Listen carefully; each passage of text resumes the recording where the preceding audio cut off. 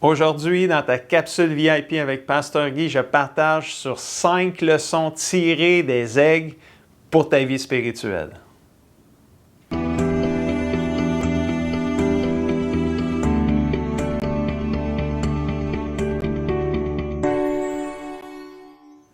Bonjour mon ami et bienvenue à ta capsule VIP. C'est une joie pour moi de pouvoir partager avec toi, nourrir ton âme afin de t'aider à grandir et devenir tout ce que Dieu veut que tu deviennes. Es-tu prêt de nourrir ton âme aujourd'hui? J'ai une excellente capsule pour toi aujourd'hui. Je vais te partager 5 leçons de vie tirées des aigles pour ta vie spirituelle. Savais-tu qu'il y a plusieurs versets dans la parole de Dieu qui parlent des aigles dans la Bible? Il y a beaucoup à apprendre, à examiner les aigles, comment est-ce qu'ils vivent, qui ils sont. Puis avec les versets que je vais te partager aujourd'hui, tu vas voir, ça va t'aider. Dans cette capsule aujourd'hui, je vais te donner 5 leçons de vie tirées des aigles pour pouvoir t'aider à grandir dans ta vie spirituelle. On commence en te disant que l'aigle est fort. Numéro 1, un aigle, c'est fort. Mais savais-tu qu'un chrétien aussi, c'est fort?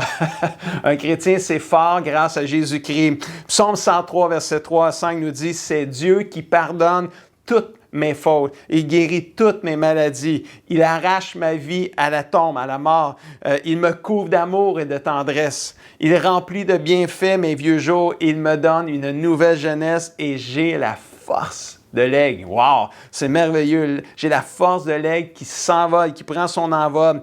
Tu es fort. Imagine-toi quand Dieu te pardonne, Dieu te guérit, Dieu te couvre d'amour, de tendresse, Dieu te comble de bienfaits, Dieu te donne une nouvelle jeunesse, il te rafraîchit, te ressource. Imagine-toi, tu deviens fort. Tu as la force de l'aigle qui s'envole. Alléluia. Donc, un aigle, c'est fort, mais un chrétien, c'est fort aussi. Même quand tu te sens faible, savais-tu que la Bible dit dans 2 Corinthiens 12, 10, « Car quand je suis faible, c'est alors que je suis fort, disait l'apôtre Paul. Il avait saisi, il avait compris ça parce que c'est Dieu qui te rend fort. C'est Dieu qui nous donne cette force-là. La force de l'aigle lui permet de foncer dans les tempêtes. Il ne recule pas devant l'adversité. L'aigle est fort et il n'a peur de rien. Il peut faire face aux difficultés qu'il y a autour de toi, aux tempêtes de la vie autour de toi parce qu'il est fort. C'est comme ça qu'il est. Mais savais-tu que toi aussi, tu peux faire face aux tempêtes de la vie? Tu peux faire face à toutes les difficultés parce que Jésus t'en donne la force et la capacité.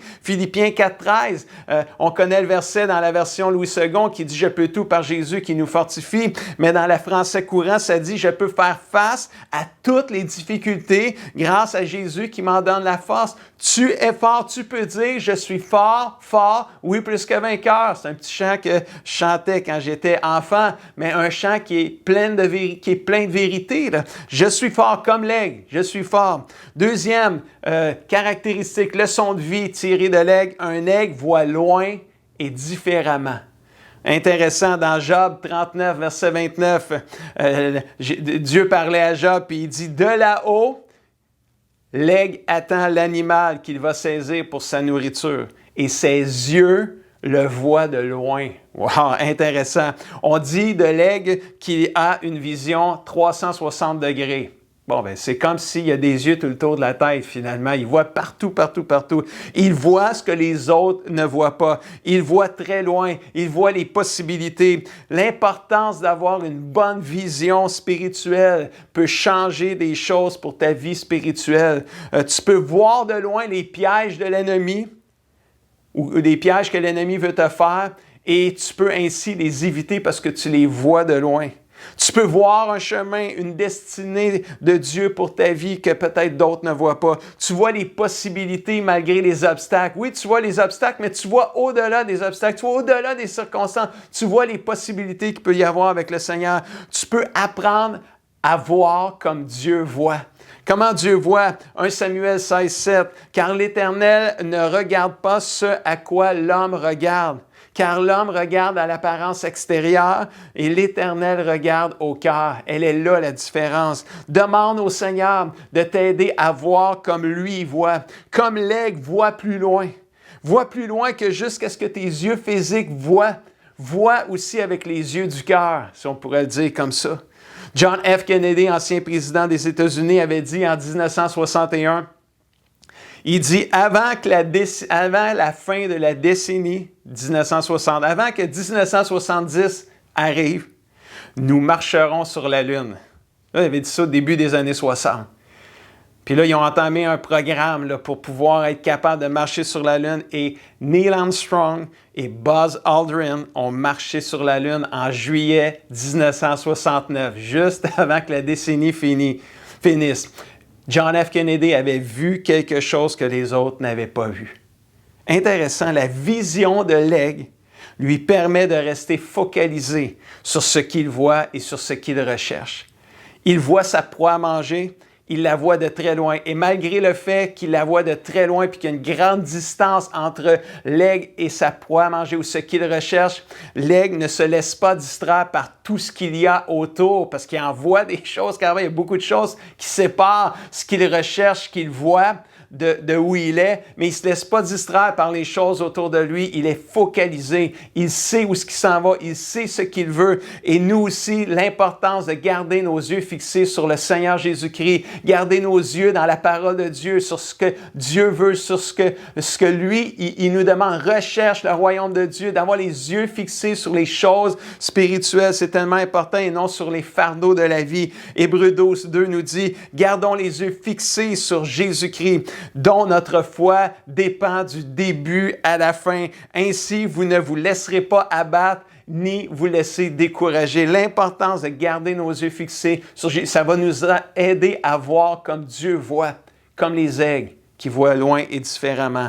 Un aigle, troisième leçon de vie, un aigle vit à un autre niveau. Un aigle vit dans les hauteurs. Job 39, verset 27 nous dit, puis c'est Dieu qui a dit ça à Job, alors qu'il y avait une discussion ensemble. Et Dieu dit à Job, « Hey Job, est-ce sur ton arbre que l'aigle royal prend de la hauteur et place son nid sur les sommets? » Et non, c'est pas à cause de toi, Job. C'est moi qui décide ça pour lui.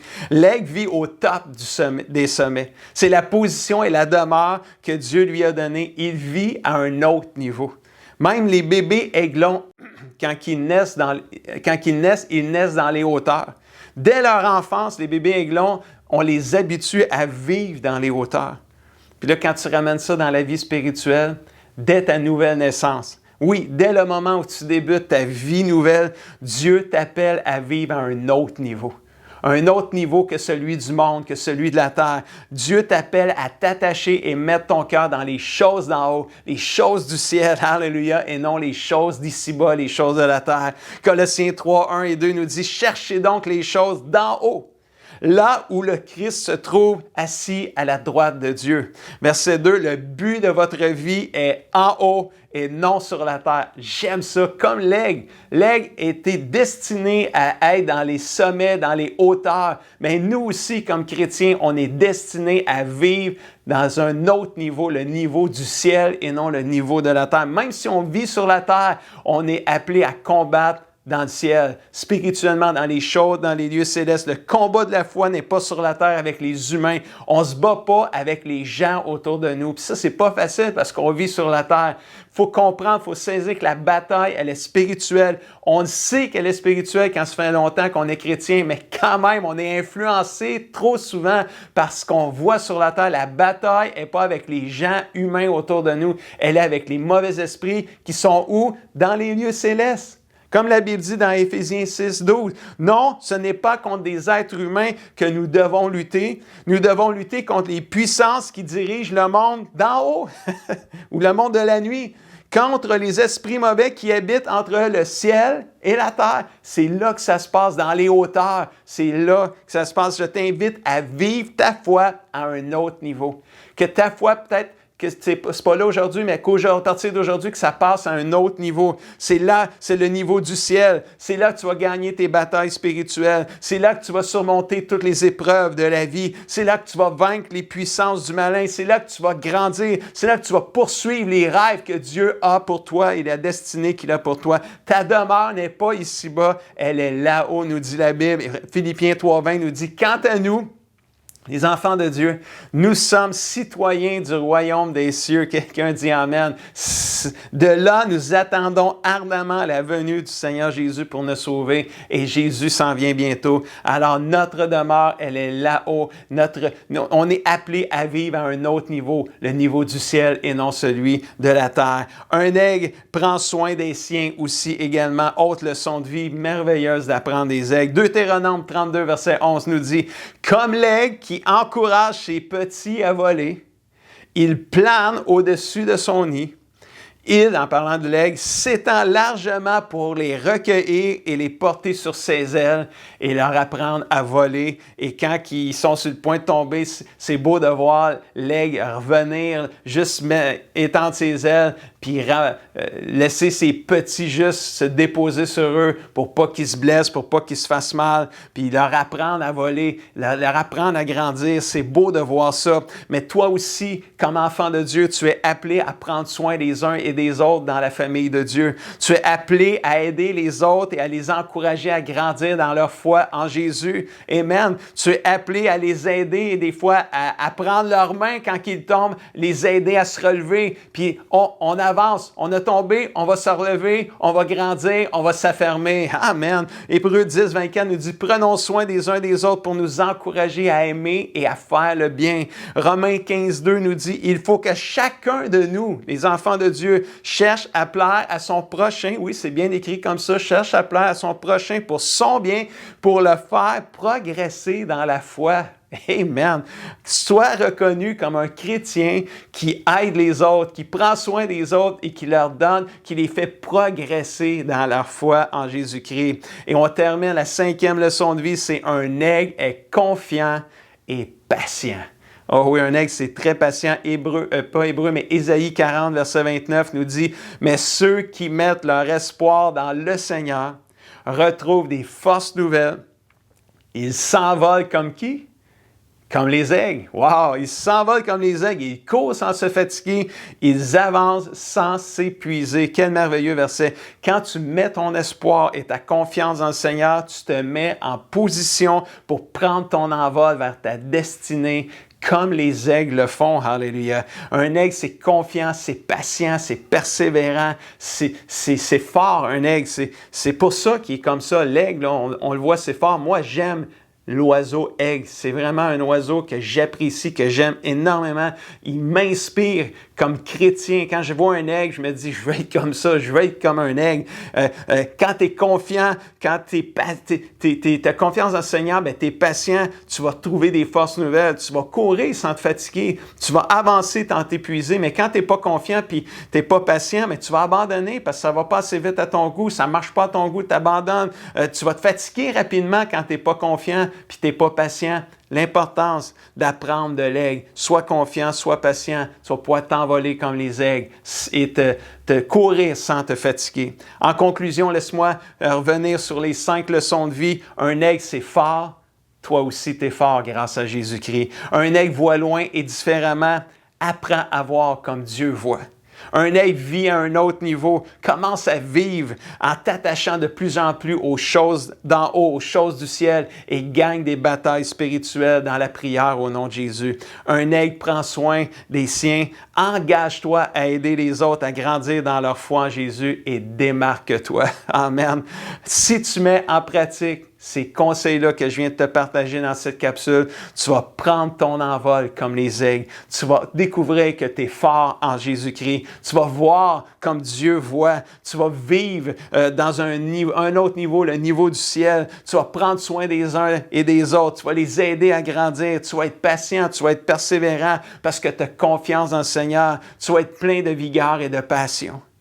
Si tu n'es pas né de nouveau, mon ami, je t'invite à non seulement croire en Jésus, mais à le recevoir dans ta vie. Parce que tous ceux qui croient en Jésus, qui le reçoivent dans leur vie, Jésus fait d'eux des enfants de Dieu. Et Dieu leur donne une vie nouvelle. Et comme les aigles, tu peux prendre un nouveau départ à partir d'aujourd'hui. Invite Jésus dans ta vie si ce n'est pas déjà fait, mon ami.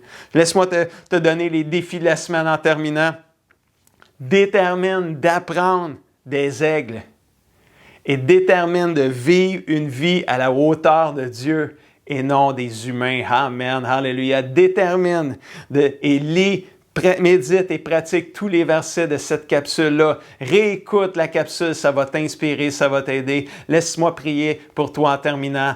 Papa Céleste, merci pour ta merveilleuse parole. Merci pour les aigles que tu as créés. On peut apprendre des aigles, Seigneur. Je te prie d'aider mes amis qui regardent cette capsule aujourd'hui. Rends-les forts. Donne-leur une nouvelle vision, Seigneur. Aide-les, Seigneur Jésus, de grandir dans leur foi, Seigneur Jésus. Aide-les, Seigneur, à devenir des aigles qui puissent prendre leur envol et s'envoler vers la destinée que tu as pour eux. Au nom puissant de Jésus, je le prie et tout le monde dit ou écrit un grand amen. J'espère que tu as aimé cette capsule et si tu penses que cette capsule peut aider quelqu'un, puis je sais que je te le demande à chaque fois, mais si ça peut aider quelqu'un, je t'encourage à la partager à ces gens-là ou à la mettre sur ta page Facebook. Et si tu as vraiment aimé cette capsule, mets un pouce, un cœur, puis sur ce, je te dis à la semaine prochaine.